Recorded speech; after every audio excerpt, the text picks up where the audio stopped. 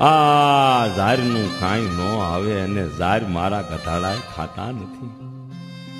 દીકરી તો રોતી રોતી ઘરે આવી, પોતાની માએ સાની રાખી. ભલે બેટા, ઝારનું ભલે કાંઈ ન આવે પણ ઝાર તો માતાજી છે. ભલે ગરબો પાસે ન હોય, કોઈ ગરબે રમવાની ના નહીં પાડે બેટા. આ તો ઝાર માતાજીનું અપમાન કહેવાય. દીકરીને સમજાવી દીધી, પણ બન્યું કેવું? જે ઝાર માતા જગોતરી કહેવાય, દેવી કહેવાય, જગનું ઢાંકણ ઝાર દેવી જગોતરીને આ વાતનું દુઃખ બહુ થયું કે જગતમાં મારા અપમાન મળ્યા થવા. મને ગધાડાની હારે હરખાવી મૃત્યુ લોકના માનવીને મારી કોઈ કિંમત નથી. માતાજી જગોતરી દેવીના હૃદયને દુઃખ બહુ થયું. હવે આનો ઉપાય? ઝાર માતાજી જગોતરી દેવી અઘોર જંગલમાં ઉતરી ગયા. બહુ આકરું તપ આદરું, પણ ઊંધા માથે.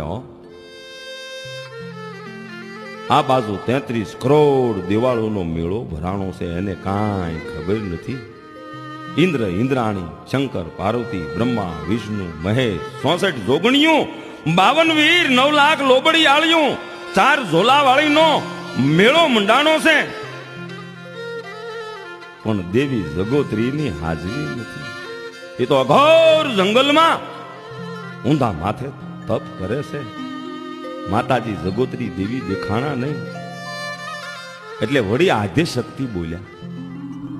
સાંભળો દેવી દેવતાઓ, અત્યારે આ સભામાં તમામ દેવીઓનું આગમન થયું છે, પણ ઝાર માતાજી જગોત્રી દેવી કેમ નથી આવ્યા? એનું કારણ શું? હા દેવી, એનું કારણ શું? કારણ કે ઝાર તો જગતનું ઢાંકણ છે, જે પોષણ કરવા વાળી છે. એને અન્યાય થયો છે. અત્યારે તો જગોત્રી દેવી અઘોર જંગલમાં ઊંધા માથે તપ કરે છે. એમને મનાવો અને માન ભેર અહીંયા બોલાવો. દેવી 4 ઝોલાવાળી, તમે પોતે જાઓ અને જગોત્રીને લેતા આવો. એવું તે શું બન્યું? એવું તે શું દુઃખ લાગ્યું કે ઊંધા માથે તપ કરવું પડે? જાઓ, જેવા જાઓ એવા પાછા આવજો. એ 4 ઝોલા વાળી દેવી, જેવા જાવ એવા પાછા આવજો, એવો વળી આદ્ય શક્તિનો હુકમ થયો. માતાજી 4 ઝોલા વાળી અઘોર જંગલમાં આવે છે, જ્યાં જગોત્રી માતા તપ કરે છે.